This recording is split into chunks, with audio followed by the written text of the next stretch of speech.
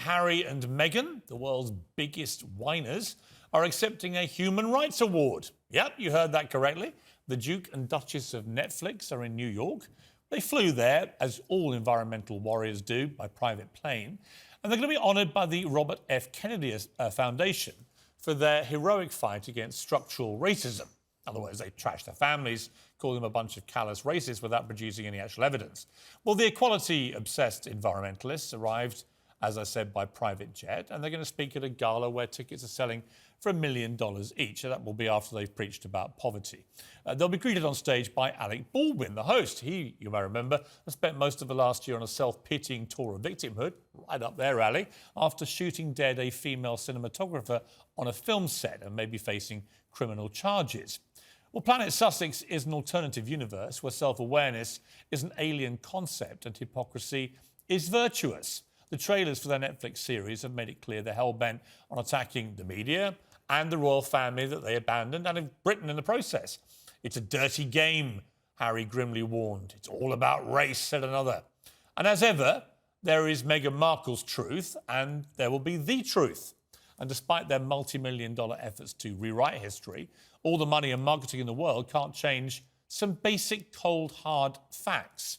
Remember, one of the ghastly fib-ridden trailers for their series featured me. She's becoming a royal rock star. And that part, at least, is true. She was. That's why I said it. I meant it at the time.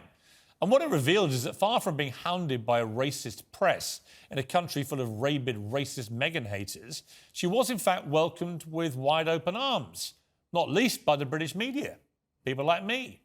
Most of the coverage in Britain, and indeed around the world, was extravagantly positive. The future of the royal family will be shaped by what is now known as the Fab Four, the kind of royal Beatles, Harry, William, Meghan and Catherine. I like Meghan and Harry very much, and I do think they brought a breath of fresh air. What it represents is the fact that society is moving on and that these boundaries that were in place before are being lifted. We've got Meghan Markle now, and we're not going to go anywhere near a republic now that we've got the Markle sparkle. There's something very modern and forward-looking about their love. Racist, bullying, invasive, nasty? Didn't seem like it, did it? Look at all those front pages. Harry and Meghan's engagement was greeted with a global gushing of goodwill, as unified and sincere as anything I've seen for a generation. History, said the front page of our biggest-selling tabloid on the day of their wedding. A historic change for the monarchy. One very excited commentator enthused in these words: a biracial woman from America marrying into the world's most famous white family. It's hard to overstate the significance of this ceremony, beamed live around the world to black people everywhere. To borrow the words of Dr. King, this was a day when little black girls could watch TV and genuinely share little white girls' long-held dreams of one day marrying a prince. And who was the author of that optimistic and buoyant tribute to the new biracial British monarchy? It was me. I was as happy as everybody else. Harry and Meghan had it all, and they got the press that they deserved before they got married. They behaved themselves, they did the right thing, and we all liked them for it.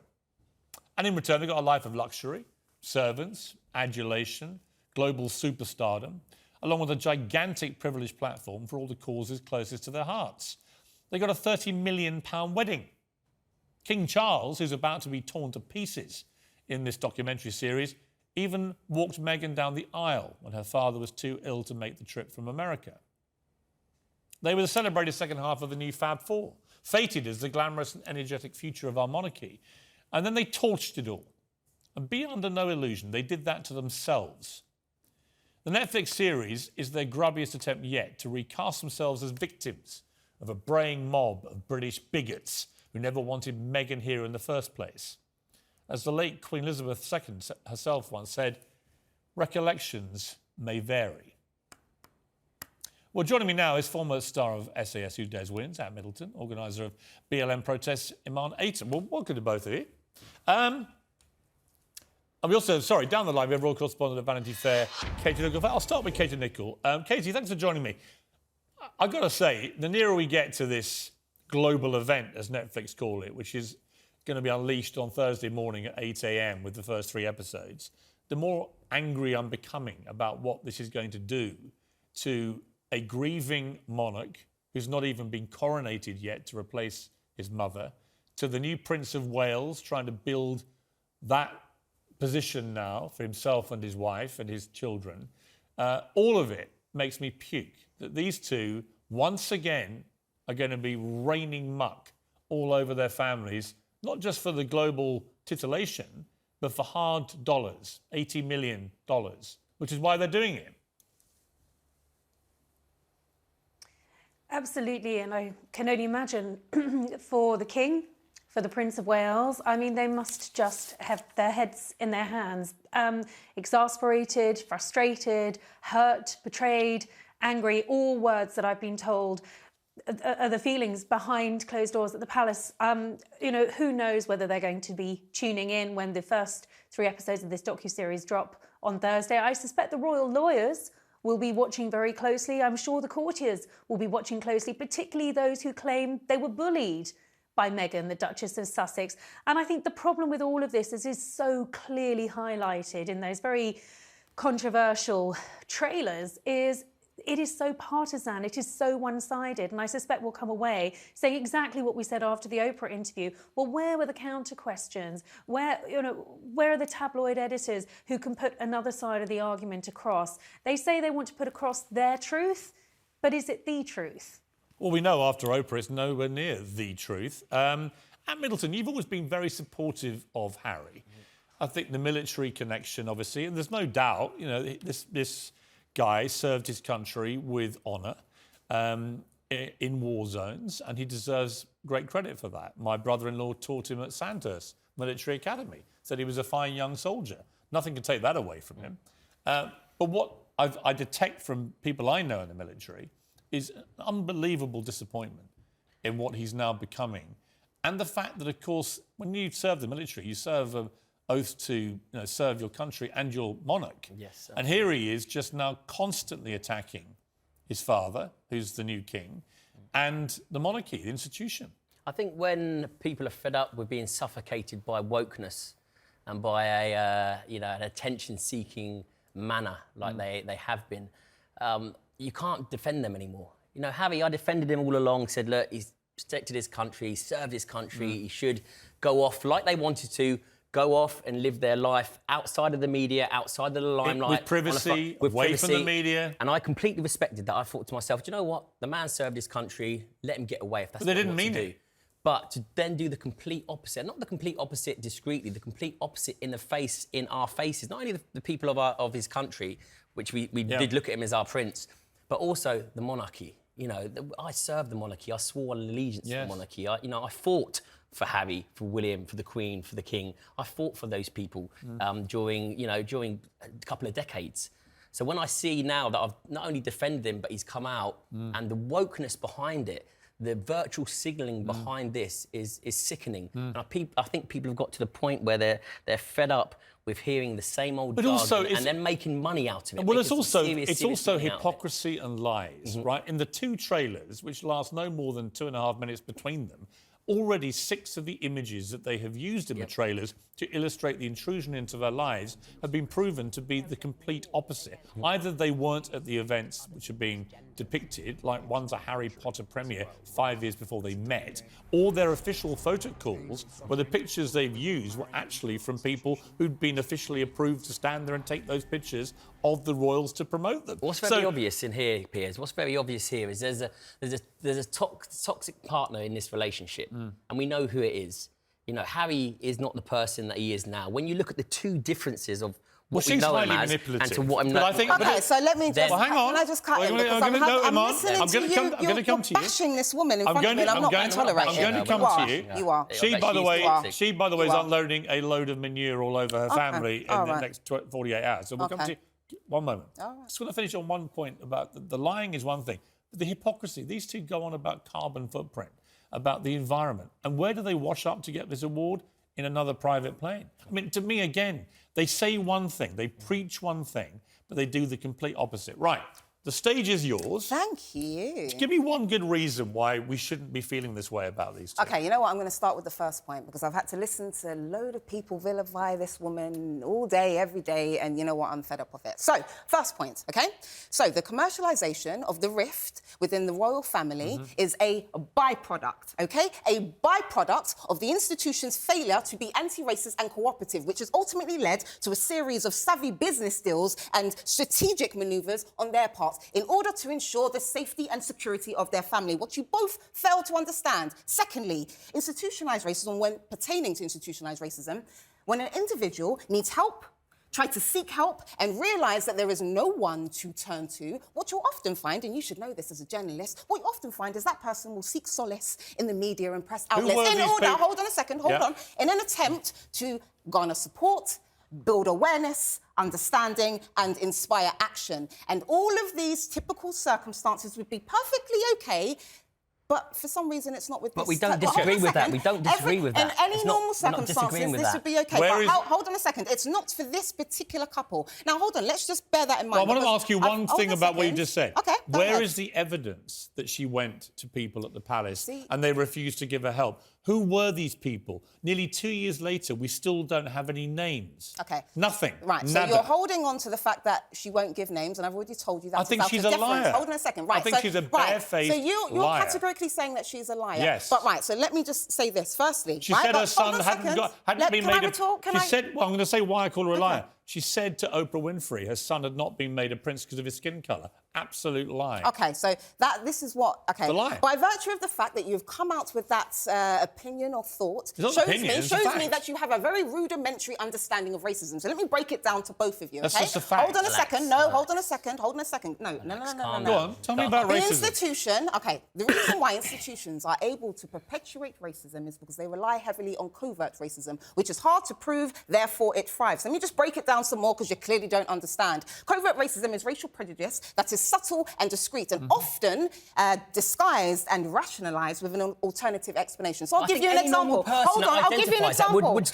give you an example. I will give you an example. If I saw that openly, I would jump in and I would say, that is not right. 100%. I think any normal person What do you mean, what's not right? What's not right? Racism, full stop. It should be stamped out. Absolutely. But you don't even understand it by virtue of the fact that you're even saying that. You clearly don't understand it. I do understand racism. You don't understand. Absolutely, I do. You clearly don't understand. If someone being judged by the colour of their skin and being... I understand one thing. So how is it perpetuated within an institution? You're telling me you understand racism. How is it perpetuated within an institution? But you're getting into the nitty-gritty of things now. Nitty-gritty? Hold on a second. You've just said you understand racism. Answer the question. How is it perpetuated within an institution? Excuse me, time out.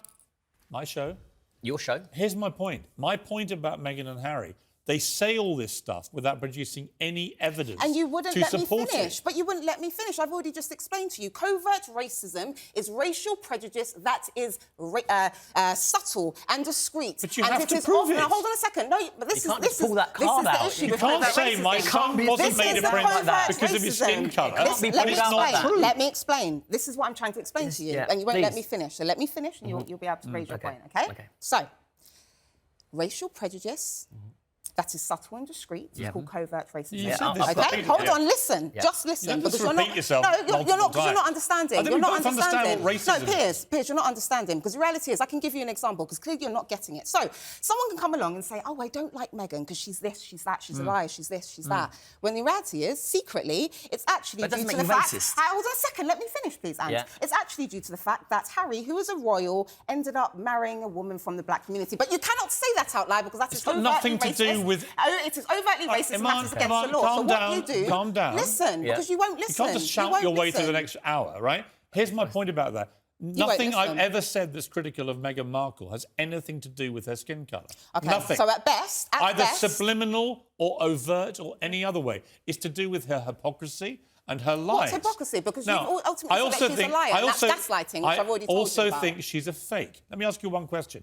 Front page of every paper today, or most of them, have pictures of her crying in the trailer for the series. Yeah. Do you think those tears were genuine? Okay, so this is what... I'm not even going to go down this Well, they're route genuine. because you're trying to lead on the fact that just because someone is an actress, that therefore every time that they cry, just it's asked you a ultimately question. fake. I'm answering you a Do you question. think her tears are genuine? You are implying, I do, because the reality Okay. is she's ultimately said that Then I that wanna play you institution something. perpetuated I wanna racism. play you something. So this is an actress who You can think- act and who can cry on cue, Okay. but also can cry when I'm just dealing going to with play you a real clip. I'm going to actual play you a I get your point. I'm I'd going like to play to you a jump in clip. after. This is Meghan Markle. Now make yourself cry. Yeah. Oh, I can do that so well. Oh my God, it's crazy. You're like, Meghan, 1 tear, left eye, go. Give me 3 seconds. 3 seconds is all it takes for her to cry. And just a quick one on that, Piers. She's an actress. And I get your she's point. scamming everybody. And I really do. She's but when you talk She's about really the not. discreet... She's had to do when you this talk about because she's discreet... been left out in the do. cold. This is how institutionalised racism works. When you dare to go up to against an institution due to the fact that they're perpetuating racial prejudice, I just what showed usually you. happens, Imam, they get left out in the cold and I they just end up showed having you. to find But do you not solace think people in the manipulate media, that in card? Do you finding not money think people to manipulate survive. that I've card? already explained Do this you not to think you. people manipulate that because it engagement. can't be proven? And you because don't think that people No, are exactly, racially but prejudiced can you and not see are trying to pretend that it's something other than racial prejudice? But do you not think people use that card as well in a vindictive and a manipulative And way? do you not think that No, I people do. are racially I do. prejudiced I and do. are trying to... But do you not see my point of view? Time out. I do. Can you stop? I do. I see Don't that. just talk over each You other. see my point of view as Imam, well. Yeah. look at the front pages there, which is when their engagement was announced. Yeah. Where's the racism? Do you remember that was before she actually said that the institution was racist? And that's my point. How institutionalised racism works is Right. the minute But you do- dare but say you that the accept- institution is Sorry, but racist, just- everyone Imam, piles stop on. shouting. That's what happens. But you accept there's no racism in those media pages. Because that was before she said that the institution No, was racist. actually, what after that Actually, moment, that's when everyone decided to pile on. Actually, and vilify, what happened as is a woman. people began to pile on when she started having $500,000 baby showers in New York and flying back on the Clooney private plane. Which They is started several having a pile-on. points. Started Those are having a separate pile-on points. when they used Elton John's private plane like a taxi rank whilst preaching about carbon footprint. They had another pile-on when they had other huge extravagant events they went to, and then when they're preaching about poverty on their Twitter account. Time and again, they were caught being rankly hypocritical. That was why the media coverage began to turn. Then there was all the stuff with her father. Many people felt that she was unnecessarily cruel to her father. People have since criticised his own behaviour. I accept that. But certainly, to start with, they ditched him. They dropped him. Harry's never met his father-in-law in his life. You know, he proposed marriage to this girl knowing what's going to happen and then doesn't do anything to protect the father at all. And so now she's disowned him. What kind of people put compassion on their website, as they do, as being at the centre of their core being, when they live 70 miles away from this guy who has not got long for this world, he's in poor health, all he wants to do is meet his grandchildren, and she won't have anything to do with it? That's not compassionate. And also the hypocrisy and the lies are not what I think are decent values in people. Sorry. All of those things seem to outweigh the fact that a black woman has said Got that nothing an to institution do with is her racist. being Everything black. is about racism. She has ultimately turned around and said that that institution is racist, and everyone has decided to pile on. So let me just tell you, in terms of my thoughts, at best, these individuals are weak, insecure, hate to see a rift, and have a positive prejudice towards the royal family. And at worst, they are a bunch of disgusting racists who fail to acknowledge their racial prejudice and actually find solace in seeking self-esteem and status from gaslighting black people. It is either one or the other or both. Here's the problem. I would have said exactly the same thing if she'd been white. Exactly the same thing. So what's the point that you're trying to And make? actually, Kate Middleton, who came in, she got criticised very heavily by the media early on in that relationship. But she didn't have to contend with and racism, she just did she? did her duty, accepted in return But she for all the didn't luxury. contend with racism, though, yeah, did but she? these two She said didn't contend with racism, though, did she? Where did the racism come from? OK, so you're clearly not understanding, so I'll break it you're down not again. understanding no, you're not me. understanding about the institution. Where did the racism come from? I'll answer. Tell me who was racist and when. OK, I'm going to answer to you. OK? Who and when? Right, let's just start with the You can't just say everyone's OK, so racist. let me answer. Yeah. Who and when? OK, so let me answer. OK? Firstly, racism, as I've said over the last several years, and I'll say it again, racism is firmly interwoven into the fabric of British society due to its historical context. Right. And that wasn't my question. And that way, I'm answering your question. Not my question. Let me finish, Piers. Who was This is the racist thing. to Meghan and If you- Harry I'm in the answering your British question. media? I'm answering Or your who was question. racist at the palace? I'm And when answering were your they question. racist? Can I answer your question now? Sure, give me one example. Perfect. So, firmly, racism is firmly interwoven into the fabric of British society. Just give me an example. Secondly, I'm going to make That's my your point. opinion. I'm going to make Give my me an point. example. Hold on a second. Secondly, the royal family smeared their own name, tarnished their own name by failing to adopt anti-racism stances. Right. Is there one and example that is why, or not? hold on a second, and they've perpetuated racism. I only want one example. I'm giving you the example. They've Of the British perpetuated media being racism. racist or someone at the palace, and who was I'm giving you an it? example. Let me finish, please. Is that OK, Piers? Thank you very much. So, You can answer the question. I'm going to answer the question. So, in terms of the institution, I'm going to give you several examples of covert racism, clearly, as you don't understand. First, Can you give me one example? I'm going to. I do, but I see the flip side as well. I see where it's manipulated and where it's We're going to have to go to a break. The Queen So- gives out badges that ultimately Iman, depicts being a man, Iman, a white either man used with for wings. absolutely everything. The People are Queen sick of Either it. give me an example or say you can't. I'm giving you examples, but you won't let me speak. me and this one is what's specific happened. example. I'm giving you examples. All right, so in terms of media, because this is what happens with you, you're clearly not trying to hear me. Just when I'm ask trying for a to speak. fact. In terms of the media, we've already seen the clear distinction between how the media has displayed or spoken or represented, obviously in terms of how they've represented You don't Meghan have an and how they've example, right? represented. Yes, I do. In terms of holding a baby. Kate held her stomach and therefore it was fine. Meghan held her stomach and she's a terrible person. This is an must be example of racism. covert racism. No, it's called covert racism that you don't understand. Oh, it's nonsense, Iman. There is no racism in With the your British media to Meghan Markle. With your There never rudimentary has understanding been. of racism. None of it has been it's racist. Fine. You Well, can continue to perpetuate your covert racism on national you know television. what? Okay, I've got to leave it there. Fine. I have to leave it there. We've had a good run at this. I don't have any racism, covert or overt. No, you have racial prejudice, and it manifests itself. I have if you no decide not to racial be prejudice anti-racist, and whatsoever. that's what you don't understand about I have anti-racism, none Piers. whatsoever. That's what you don't understand I about wouldn't be giving you anti-racism, 21 Piers. minutes of my show So because, on a regular basis but this is what if I had a happens. racial prejudice, But this would is I? what happens. So white people tend to justify either sleeping with a black person, having a black friend, or hiring a black person as to I'm not make going to sure that sleep they're with you, exempt and I'm not from going to racial hire prejudice. you, but I will The keep reality having you is- back the as a reality commentator is- if you can provide some facts behind Which the I did. extreme Which I rhetoric. did. Yes, which I You can't did. just say everyone's racist in Britain, No, but I can't give you a single example. I explained to you All that right. she already experienced racism gotta leave within it that there. institution. I already told you We've that. gotta leave it and there. you've gaslit that woman just I like the rest know, of I'm a the media. gaslighting Yes, you covert are. racist. Yes, Thank you you are. very much Yes, indeed you for are joining me. indeed. All right, great to see you. Thank you.